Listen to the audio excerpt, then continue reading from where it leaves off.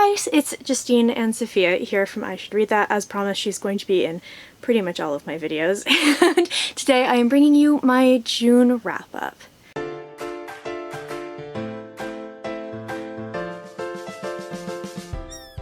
So if you've seen my July TBR, you may be very aware that we had a little situation in June and concerning the lovely Miss Sophia, and she's very, very sick. And yeah, so June was a weird month. We started to notice that she was ill earlier on in the month and kind of monitored her. And then towards the end of the month, we took her into the vet a couple of times and got the bad news about her, unfortunately. So my June reading wasn't very good. It's not quite the usual stuff that you would see in one of my wrap-ups. The main thing is really that there's manga and graphic novels in here, and I haven't read manga since I was in high school, probably the 10th grade, so I would have been, oh my god, 15? How old? How many years ago is that? It's a long time ago. A really long time ago. So yeah, there's just a weird assortment of stuff. This is not kind of like one of my usual wrap-ups, but hey, that keeps things a little bit more interesting. So yeah, I figured I would just kind of go ahead and dive in and try to keep these in order as much as possible, but we'll see. So the very first book that I read in the month of June was The Killing Moon by N.K. Jemisin. This was a buddy read with a bunch of friends. I read this with Angela from Literature Science Alliance, Katie from Brightness Katie, and Ava from Books Ava After. We had an amazing time reading this, and actually they have done a buddy read of the second one. I wasn't able to get around to that because of cat stress, but it is something that I am planning on reading in July. Again, if you see my July TBR, you will know all about that. This was great. This was really, really good. This was not her first series. Her first series is the 100,000 Kingdoms, I think. This is her first duology, though, and this is what was published by her before the Broken Earth trilogy, which is what she's really, really well known for. So this was fantastic, very complex and complicated. It follows a couple of people, a couple of points of view in this city that's kind of loosely based on ancient Egypt, and the city basically runs on dream magic, all these sort of varieties of dream magic. And one of our main characters is a gatherer, and essentially he sort of reaps people while they sleep. He kind of kills them very peacefully in their sleep. This is part of their religion and their culture. It's considered very barbaric from outsider perspectives, some of those perspectives we get, and it's a very kind of sacred thing for them. So we have him, we have his apprentice, and then we have sort of the ambassador for another culture. And basically, I don't want to give too much away, but we find out about the kind of lies and corruption within the city's government and how they're using this magic in a way that is not in line with the religious beliefs of the people. It's really good. I found it very difficult to get into initially because it's such a complex magic system and a bit more of a complicated story, and we had these 3 points of view.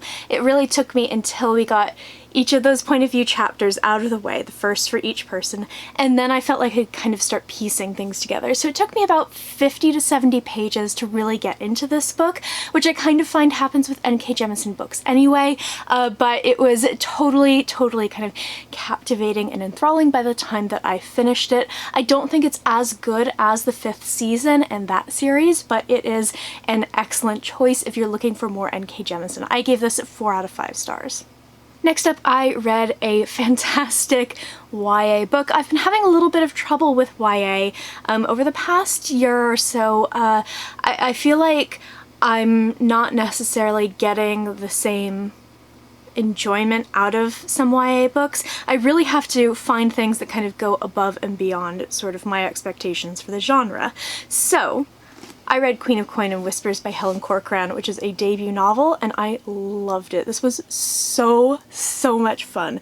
It is a sapphic YA fantasy book that follows a young woman who has just inherited the throne of her country from her corrupt uncle who has just died. When her uncle was king, you know, the treasury was bled dry. He didn't really pay much attention to the problems of the people and sort of let other people run the government for him as he just sort of, you know, hung out and was the king. So she's decided that she is going to undo a lot of the damage that he has done, and she finds out that maybe it's a little bit more complicated than she initially thought. She's very much an idealist. She very early on hires a new spy master, a master of whispers, in the form of a young noblewoman from a lower rank of the nobility who is out to seek vengeance for her father. So the two of them have this really wonderful kind of budding friendship and respect that turns into a romance, and I loved the romance in this book. It was just lovely. It was so good to see it unfold on the page, and it has its ups and downs. It's not a perfect romance, and it felt incredibly realistic, and that's one of the reasons that I loved it. I also love these characters. We have Leah, who is the queen, and she is someone who has her ideas challenged in a number of ways, and she grows and changes and sort of updates her mindset and realizes the consequences of her actions throughout the book, which was fantastic. And Xania, who is the Master of Whispers, the Spy Master, is a little bit more hot-headed, maybe a little bit more slow to trust, and she's so good. I think she was my favorite. But I really love both of them. I love the side characters. There's a cat in this book. It's great. I really enjoyed this. I gave this 4.5 out of 5 stars, and I have a sneaking suspicion it's going to be one of my favorites of the year. Then I read a couple of manga books, so you will see these in my birthday book haul because I bought these both for myself for my birthday. So the first one is A Man and His Cat, and this is by Umi Sakurai. This was very sweet. As I'm learning about a whole new sort of genre and type of book, I'm learning what I like and I don't like. And although I really enjoyed the story and the kind of progression and everything like that in this book, it was maybe a little bit too over the top, sickly sweet for me. So we basically follow this cat, who is an exotic breed, and he's considered really ugly by everyone in the pet store, and as he is a kitten in the shop, he sees all the other kittens get snapped up and people don't love him, and his price keeps dropping, and he's just so sad. And then one day an older gentleman comes in and brings him home, and they learn so much from each other. You know, he's settling into the idea that he has a permanent home. We know that it's pretty obvious what happens, but I won't say it here, just in case of spoilers, but it's obvious that this man has had some huge changes in his life, and he is learning how to sort of live beyond sort of the events of the past. And it was really lovely. You will not like this if you're not a cat lover. There's no reason for you to read this if you don't love cats, but if you do love cats, you have cats, and you like the kind of really sweet types of stories, then this would be a fantastic choice for you. I am probably going to end up giving this 3.5 out of 5 stars because I did enjoy reading it. Some of it was a little bit over the top for me, but it's just such a lovely story, and I really enjoyed this, and especially as someone who's going through some stuff with one of their kitties, it was great. I really liked this. Then I read The Girl from the Other Side, and this is by Suil Arun. I apologize if I've butchered that. But this is the first volume, I believe, in a long-running manga series. This is great. This is like...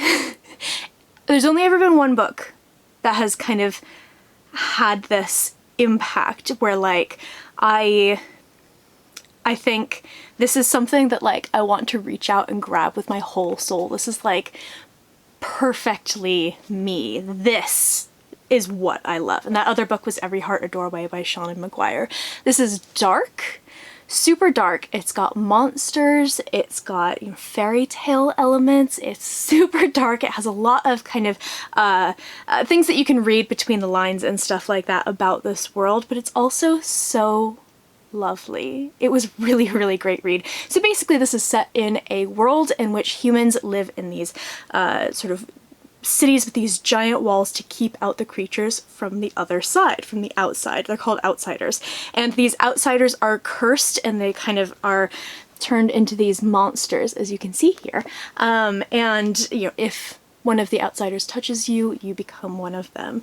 And they're hugely feared, and humans basically have cut themselves off from the world in order to stay safe. So we have this little girl who's a human girl, and she lives with one of these outsiders.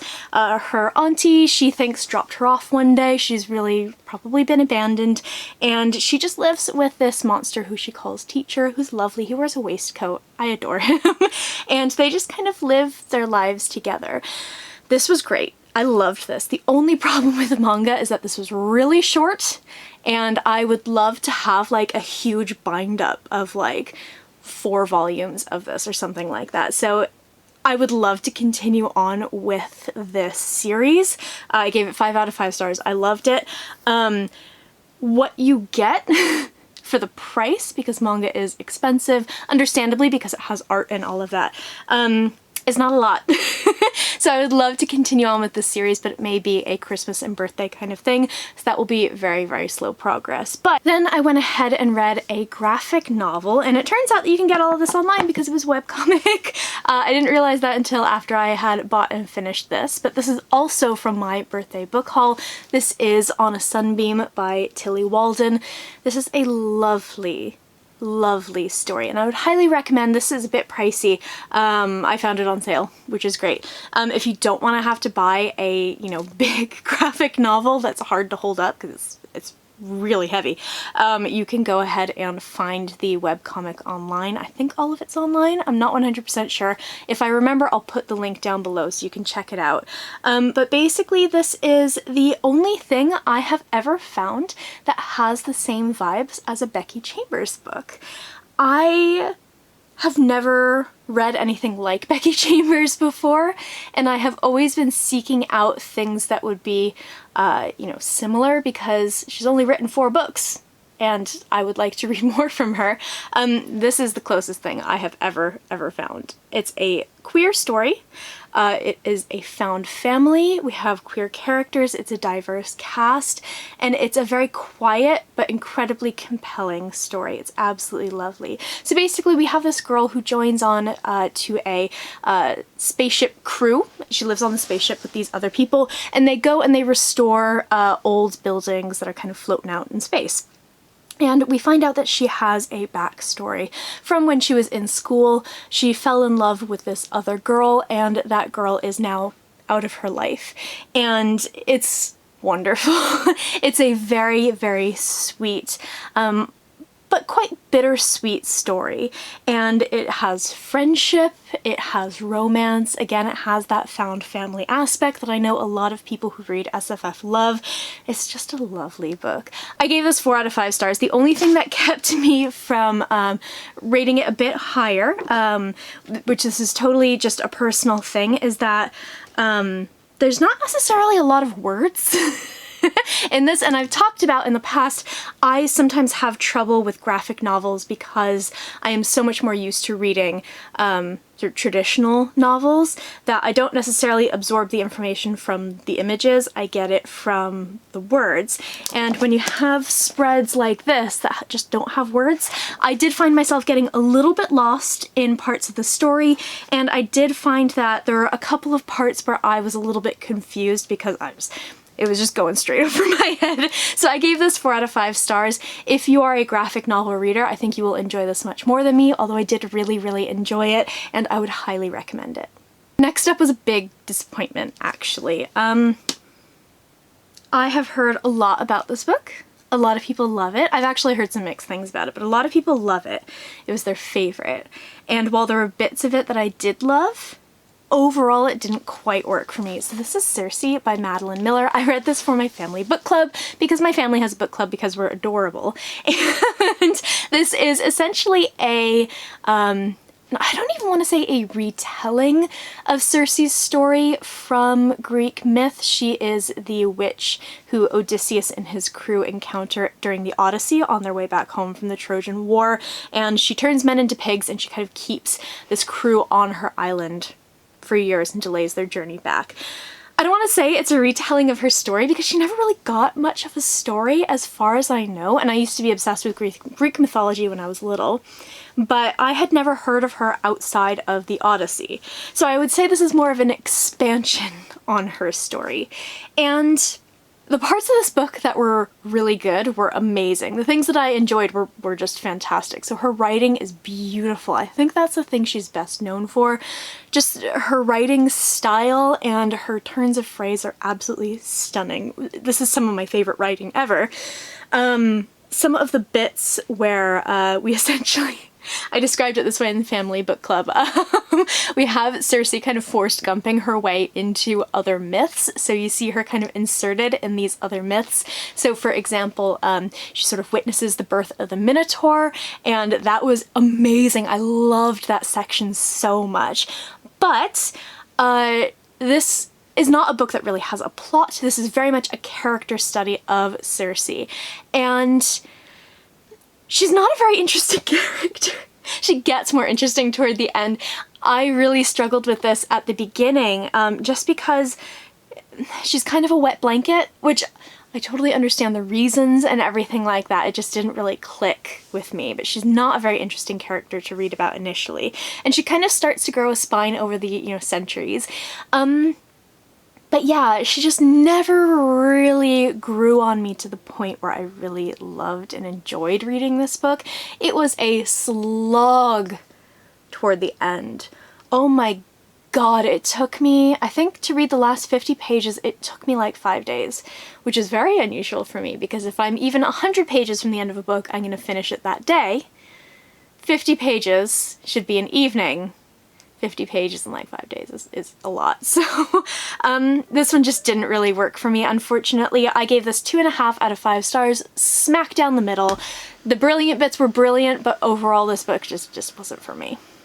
Then I went ahead and read Death Note, the first volume of Death Note, and this is by Tsugumi Oba and art by Takeshi Obata. This is a very famous manga series and anime series, and I talked about this again in my July TBR because I have the second volume of this on the shelf right now waiting to be read, and I thought that I would like it. This was kind of like a step into manga, as we've had with some of the other books this month, to see what I enjoyed and maybe weeding out some stuff that I didn't like, and I loved this. This was great. I was not expecting to love this as much as I did, because when I tell you about kind of what the story is and how everyone describes it and everything like that, it sounded like it would be good, like it would be fine, fun, okay.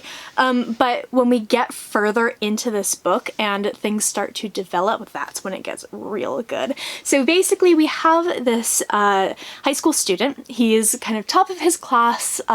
He is this amazing, stellar, model student, and he stumbles upon a notebook one day called a Death Note, and it turns out that this is the notebook of one of the death gods, one of the Shinigami, and there's a lot of rules that go with the Death Note, but essentially what happens is he can write the name of any person in the world, visualize them, and write a cause of death, and they will die within 40 seconds. So he decides he's going to rid the world of criminals and crime, and he very quickly begins to kind of devolve into this very self-centered, self-righteous, rampage. And so that's great, that's all fine. That was the bit where I was like, this sounds like it'll be pretty good.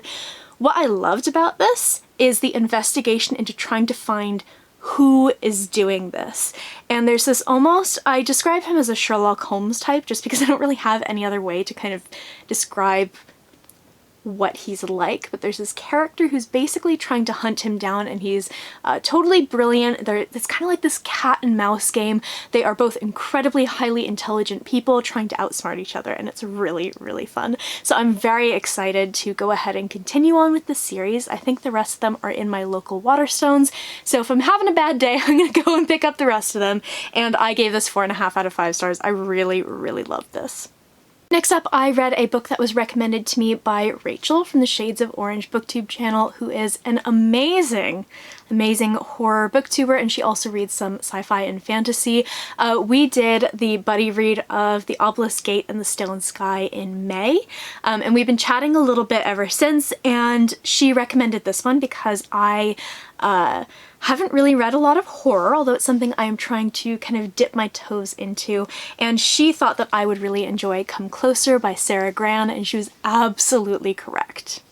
So this is a demonic possession story, but it is told in the first person, which is awesome. I really, really loved that. I don't want to say a huge amount more about this because that's really what you need to know going into this. That will tell you whether you're going to enjoy it or not.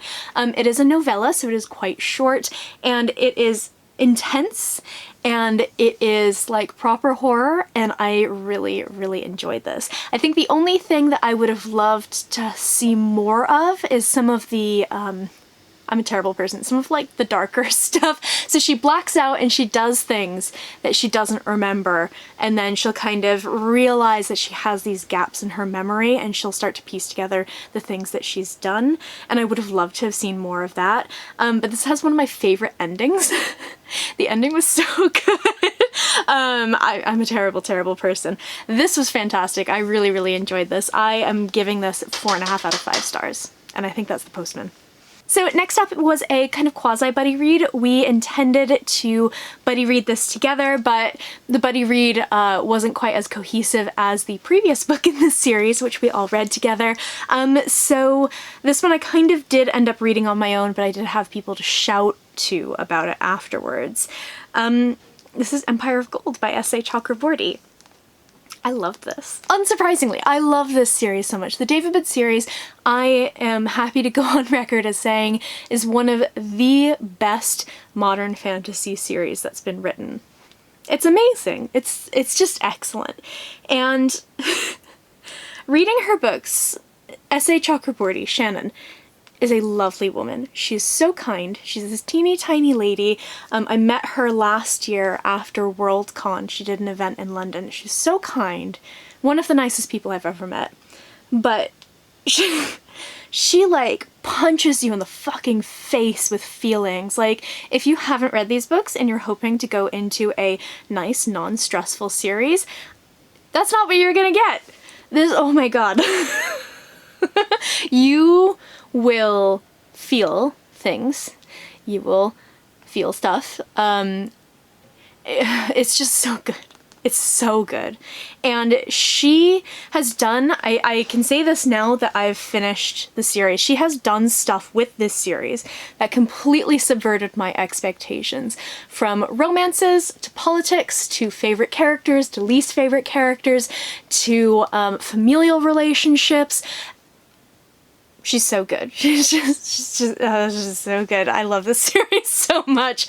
So I can't really talk too much about Empire of Gold because it's the last book in a series, but essentially City of Brass, which is the first one, is about a young woman named Nari, who is a young woman. She's been orphaned. She's living on the streets of, I think, 18th century Cairo. She's a con artist. She's kind of a faux healer, although she has this ability to sense sickness in other people. And one day, she thinks she's doing sort of like a rite that's not actually going to do anything, and she accidentally summons a djinn. And she gets swept off to Daevabad, which is the city of the djinn, and gets embroiled in the politics there. The series is excellent, really. I encourage you to pick this up if you haven't yet. It's wonderful. 5 out of 5 stars, literally across the board. I'm a little sad it's over, but I'm also glad that like my stress levels have gone down. I read this over the course of the month of June because parts of it were so stressful.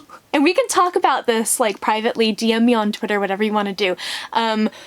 Parts of this stressed me out so badly. I literally had to put it down for a couple of days because my anxiety was flaring up.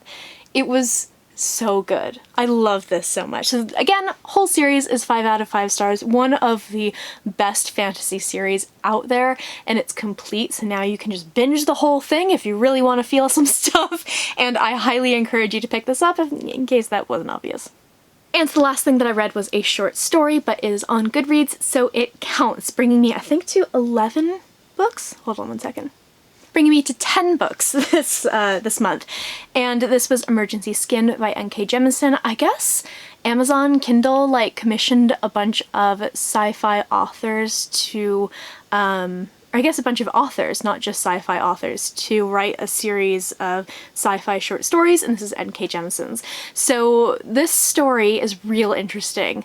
Oh, I'd love to get a series set in this world. I'd love to read just N.K. Jemisin's like full-length sci-fi, because I don't think she's written any. That would be amazing. But basically it's told from the point of view of an AI who is embedded in a person's head, a kind of soldier type person's head.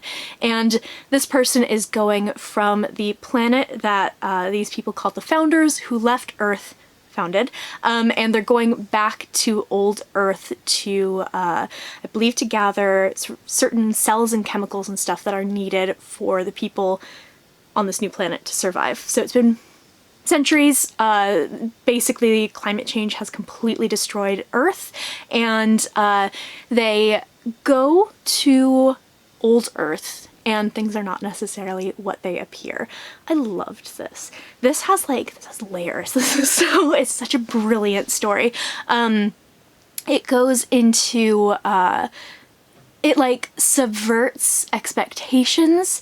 It has multiple layers of kind of looking at the future and sort of eyeing what society right now is like and what certain people in society could potentially do, both positive and negative. Revolution is so good. It's excellent. It goes into identity. Oh, guys, I would highly recommend this. I think it's only available on Kindle because I think Kindle commissioned it. But if you do have a Kindle or you have the Kindle app on your phone, it's free. I'm pretty sure.